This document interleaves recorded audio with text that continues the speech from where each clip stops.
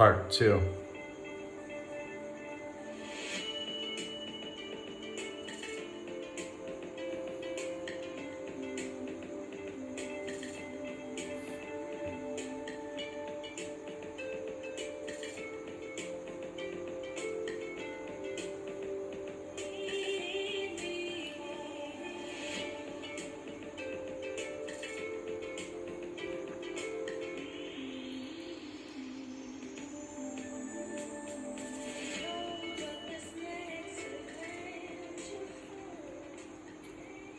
This next topic might be a little sensitive for some,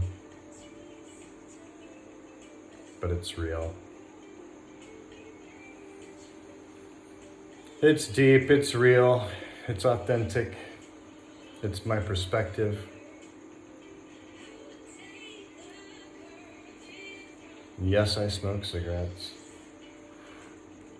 Very healthy, but I do occasionally smoke cigarettes.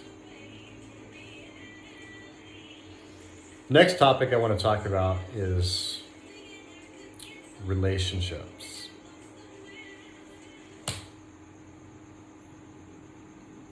Need to stop the music for this one.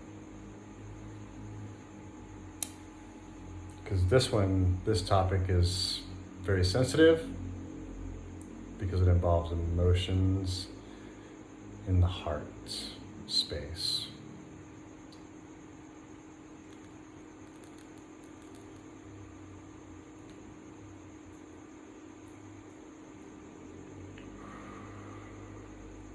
So I want to talk about relationships for a moment because this is something that affects us all. Whether it's a friend, a neighbor, an employer, or an intimate relationship, or family. And the reason I want to talk about this is because we all have our belief on what relationships should look like, how they should be, how they should go, how they should be regulated, how they should be controlled, and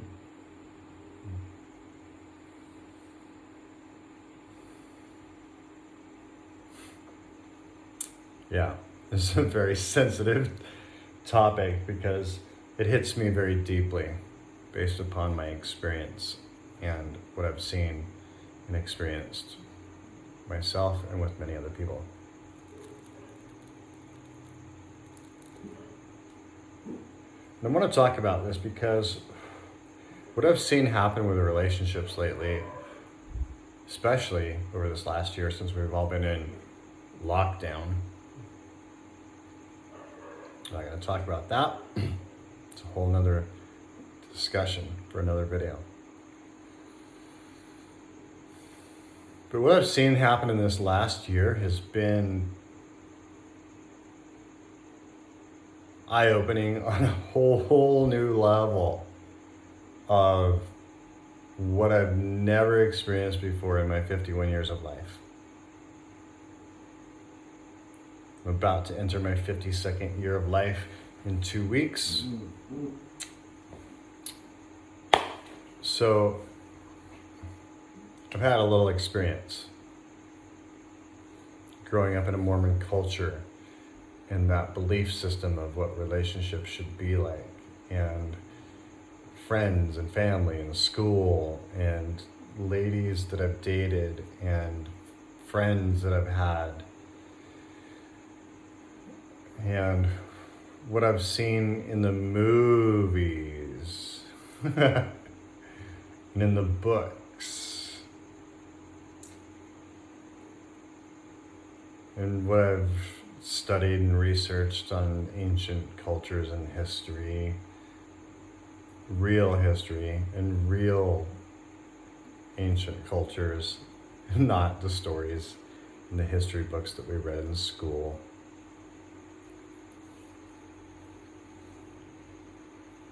Growing up in a Mormon culture and family in Salt Lake City, Utah was an incredibly challenging situation. because of my soul and my spirit. Since the time I was 5 years old, I was placed into this culture that wanted to control me and the way that I do things. And I watched some very uncomfortable things happen in relationships with people based upon their beliefs, based upon their culture and their tradition. And I get it, I understand. I understand a lot of different cultures and their beliefs and their religions, why they do things. So I get it. I really do. Because I experienced it firsthand. I grew up in a family that my mother had 6 children, 2 of them died, raised 4 of them. I'm the eldest. And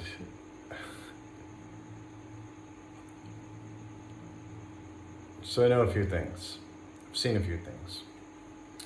I lived in a family where my father was not religious. My father was not Mormon. My mother was very, very Mormon, LDS, and very strict. And I grew up in a household that was dysfunctional because of that relationship and because of that belief system of,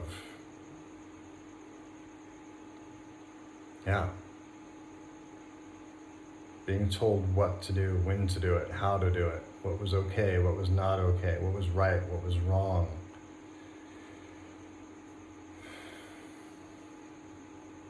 And because of that, I experienced a lot of very uncomfortable things.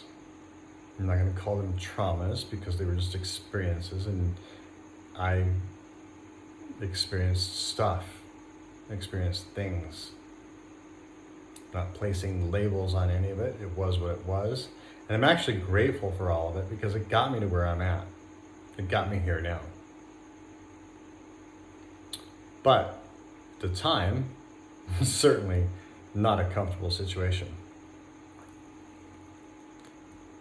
Because my mother had her beliefs and my father had his. They didn't mesh.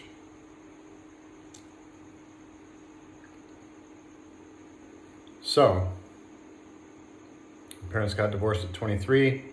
I experienced a lot of family members getting divorced and going through their stuff. I watched relationships with friends all throughout school, after school, and just basically my entire lifetime of being an observer and a witness to a lot of things in relationships with people, whether they were friends or in partner, boyfriend, girlfriend, girlfriend, girlfriend, boyfriend, boyfriend, marriage, all of it. I've witnessed and observed it all very, very closely and very deeply because that's who I am.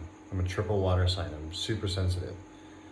I'm very empathic and empathetic, and I'm a listener, I'm an observer. And I'm also a very critical and literal thinker. I have a background in psychology, in individual psychology, not the collective psychology. I'm also an author and a writer. I do a lot of deep thinking. I spend a lot of time in quiet, alone, contemplating, observing, analyzing, figuring things out. And what I've come to understand has led me to this conversation. This is something I've been wanting to talk about for a long time. And I'm talking about now. And if you don't want to hear my perspectives on relationship, you can press pause or stop. Because what I'm about to say may be very triggering for you. You may not subscribe to what I believe, but it's my truth. So here's my truth. I'm a free spirit. I was not created to be controlled. I was not created to be contained. I was not created to be put in a box or a circle or a square or a triangle. I was not created to be put in a religion. I was not created to be told what to do, when to do, how to do it. I'm a free spirit. And it takes incredible discipline to be this free spirit that I am. And it's taken a lot of courage to get to the point where I'm at. And I've experienced a lot of really uncomfortable situations because of that. At 18 years old, my father asked me if I was gay because I was so different. No, I'm not. I've always been straight, and I always will be. I love women. I love men, and I have intimate relationships with men, but not physically. That's not my thing. And I'm okay with that. I have many friends that like men. I have many women friends that like women. I have women that like men and women, and guy friends that like both.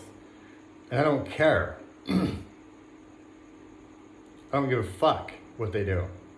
It's their life and their body and their experience. And if they want to love a man and a woman and have intimate experiences with both of them, awesome. Congratulations. I'm happy that you're enjoying your life and your experience.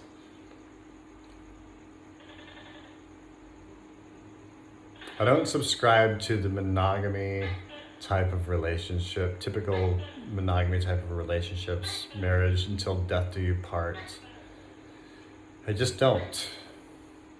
I never have. And I never will. I believe in intimacy between individuals and human beings. I have intimate relationships with my friends, with very close friends. I have many, many friends all around the world. I have deep conversations, deep connection conversations with many friends around the world. And those are intimate conversations.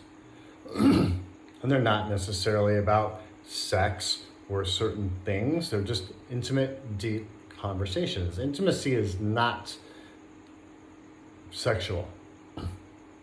Intimacy is into me, I see. Into you, I see me. Into me, I see you. That's intimacy. That's depth. That's deep conversation, deep connection between individuals. It doesn't have to involve sexual contact or intercourse. That's not intimacy. It's part of it. And if that's what you want to experience, that's totally and completely up to you. And I honor that and respect that. In fact, I encourage it and I support it if that's what you want to experience. Because my belief is that we as human beings, as free spirits, as sovereign individuals, should experience everything that we want to experience in life. Unless we are intentionally causing harm to another human being physically. Because I do not subscribe to the belief that we can hurt somebody beyond our physical actions. What we say, what we do, is interpreted and has a response reaction and a reply reaction from the other individual. We cannot hurt somebody else unless we are physically causing them harm. That is a whole nother topic in itself. There's many, many studies on that. Psychology, psychiatry, whole other story. My point being in this conversation of relationship is the control aspect of it. And I want to talk about this because I've been through it myself. I don't even know how many times. Countless times. I started dating when I was 18 years old. Very first relationship I was in lasted 2.5 months. I left that relationship because of the control that was being placed upon me, telling me that I couldn't go with my friends over the weekend and go camping. I couldn't do this, I had to do this. And if I did this, then she was angry, the whole storyline of the relationship control. I didn't subscribe to it, I never have, and I never will. I will not be told what to do, when to do, or how to do it. Period. Doesn't matter who I'm in a relationship with. My friends, my family, my partner, if I have one. I am a free soul and a free spirit. And I'm eccentric. I'm wild. But I'm also calm and peaceful. I am who I am. I am me. And the only thing that I ever ask from anybody in any relationship, friendship, family, intimate partner connection, just be you. Just be you. Whatever that is, whatever that looks like. If that works for me, fantastic. If it doesn't work for me, fantastic. Either way, I support you. And I encourage you to continue what you are doing, being you. I have no control over you. I don't want to control you. I don't want to tell you what to do, what's right, what's wrong, unless you're causing somebody else harm. Then we got another issue.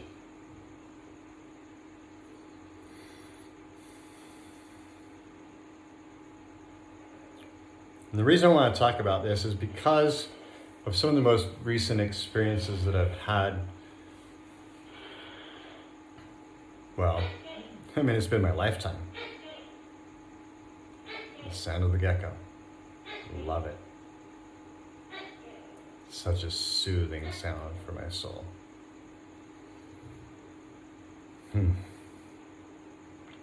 The control aspect of relationships is a very similar pattern to the control aspects of the government and religion.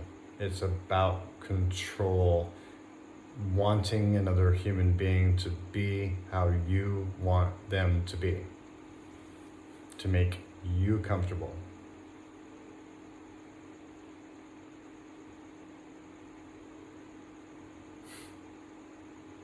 I can tell you right now, it doesn't work.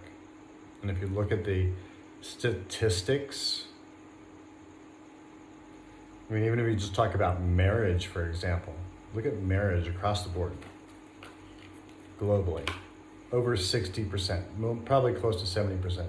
I know in the United States, it's like 67% of marriages end up in divorce. I don't know exactly what the numbers are in other countries, but I know it's very, very similar. Why? I know why. Question it. Why do relationships end up in separation and fights? Why do we fight? Why do we argue? Why do we split up? Why do we get divorced? Because we disagree. Because our partner wants to control us and tell us what to do and how to do it, when to do it. Usually. Or their partner goes out and has an affair.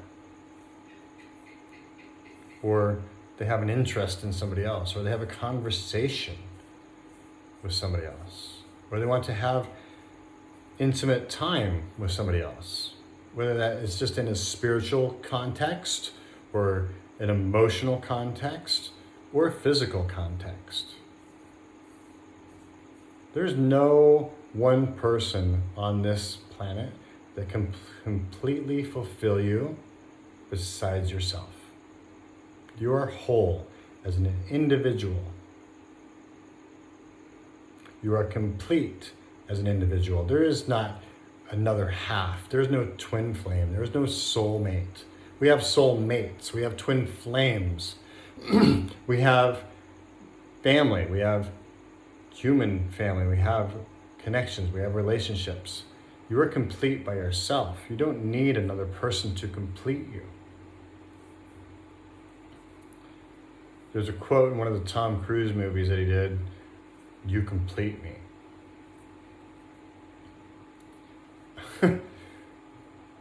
That That one line, I think, caused more harm on this planet than, yeah. You are complete by yourself. You are a free, sovereign, soul, spirit individual. You are complete as a human being, as yourself. If you find another person in this life that matches your vibration and frequency and resonates with you, definitely explore that. Have fun with it. Cherish it. Embrace it. Enjoy every possible moment you can in that relationship, because you don't know how long it's going to last. Could last a week, could last a month, could last 5 years, could last 22 years. I don't know. Depends on who you are, who you connect with.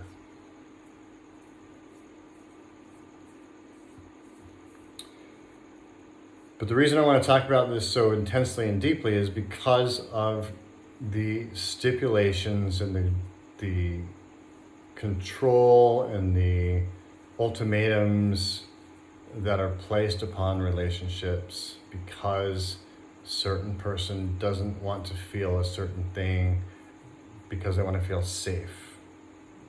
What does that mean to you? What does safe mean to you?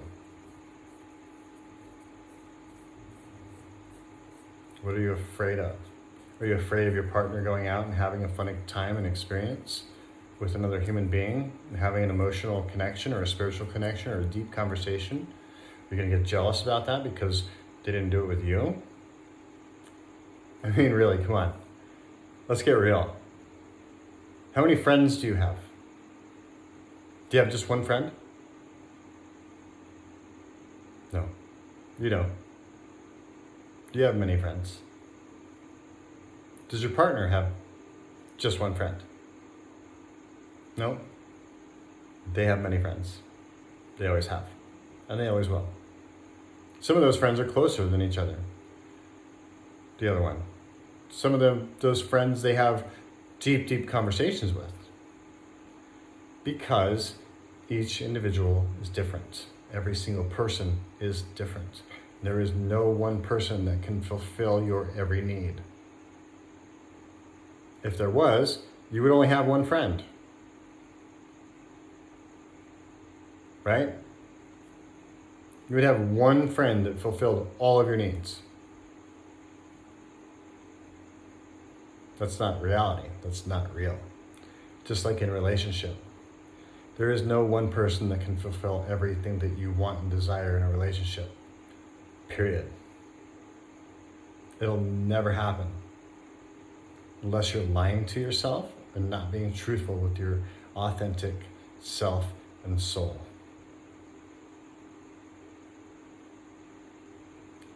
Myself, I'm very real and honest about that. There is no one person that can ever meet all of my needs, and I know that for a fact. Therefore, I have many, many, many different relationships, many different friends. I have hundreds of female friends all across this planet. And I connect with all of them in a different way. I have different conversations with all of them. I don't have the same conversations, talk about the same things, and have the same experience with every single one of them. Just like I wouldn't with every person that I've dated.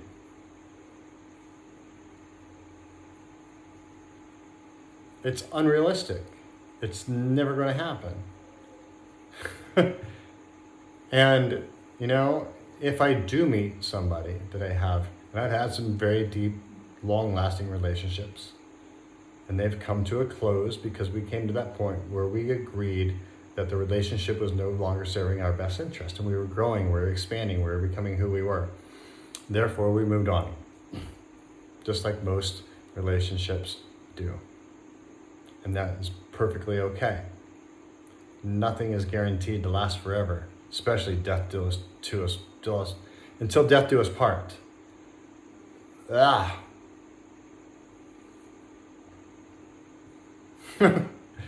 It's unrealistic.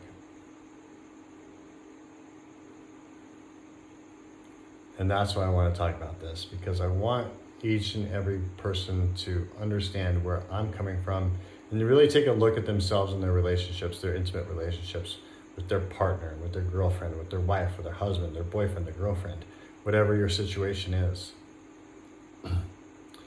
Just be open to supporting your partner, your boyfriend, your girlfriend, whatever it may be, in being happy. You're not going to get upset if your boyfriend goes to a different Italian restaurant and has a different pasta dish tomorrow night than the one that you regularly go to, are you?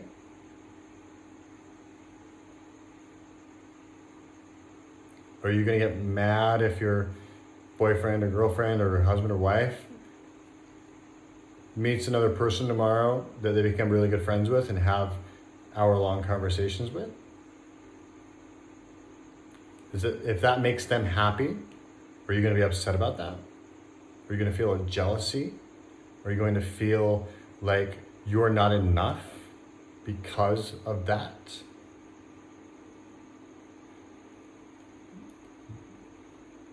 Come on. We all know the truth.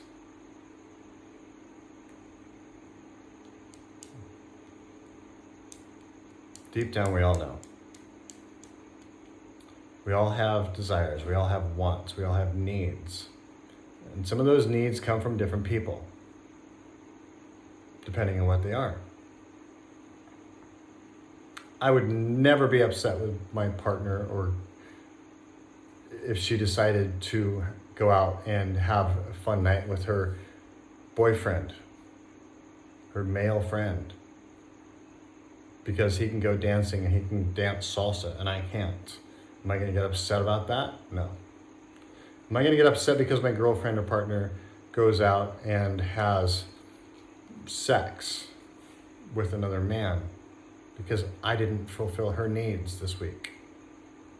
No. If she's happy, satisfied,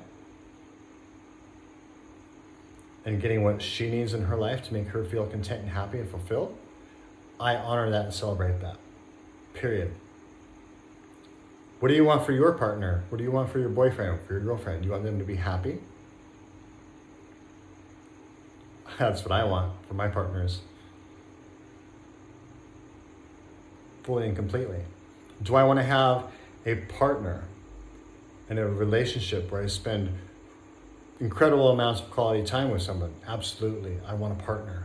But I want my partners to be also understanding in the fact that I am going to be having communication time with other people. Just like I would expect and want them to do the same.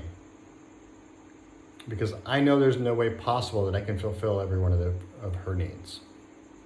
Just like she can't fulfill all of mine. She can't be my one and only friend. I can't be her one and only friend. She's going to go out and have girls' night because I can't fulfill those needs. She might go out with some of her male friends and go, I don't know, fishing, water skiing, maybe go to climb a mountain, I don't know, whatever it may be. If I'm not able and capable to do that for her and fulfill those needs, and she needs something more, I fully and completely support that. Just like I want the same in return. I want my freedom to be able to talk to other females, to spend time with other females, to be intimate with other females if that's what I need and desire. Just like I would do the same for my partner. I would support that completely because I know that's going to make her happy. I know that's going to fulfill her and she's going to be a much more content and happy human being. And when she comes home to me, she's not going to feel resentment, anger, or frustration because I'm not meeting her needs. Right? Yeah, I told you this was going to be a deep conversation. And I'm approaching 30 minutes on this video. So I'm just going to leave it at that. This is who I am.